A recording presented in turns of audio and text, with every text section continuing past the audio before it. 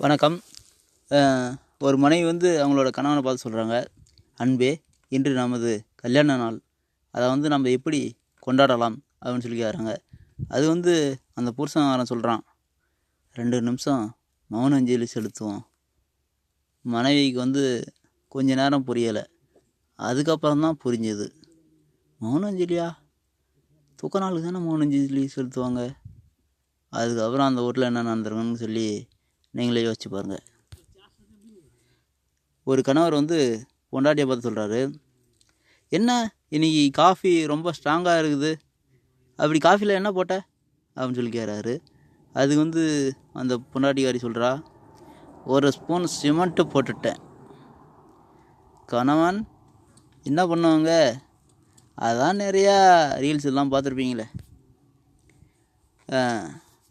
ஒரு புருஷன் வந்து மனைவியை பார்த்து கேட்குறான், வயசான என் அம்மா மேலே உனக்கு மரியாதையே இல்லையா அப்படின்னு. ஆனால் அந்த பொண்டாட்டிக்காரி சொல்கிறா, தயவு செஞ்சு அப்படியெல்லாம் சொல்லாதீங்க. தினமும் என் மனசுக்குள்ளே உங்கள் அம்மா படத்துக்கு ஊதுபத்தி கொளுத்தி மாலையெல்லாம் போட்டுக்கிட்டு இருக்கிறேன். அப்படின்னா என்ன அர்த்தம், எப்போ அம்மா ஒய்வா அப்படின்னு இவங்க வந்து நினச்சிட்டு இருக்கிறாங்கன்னு அர்த்தம்.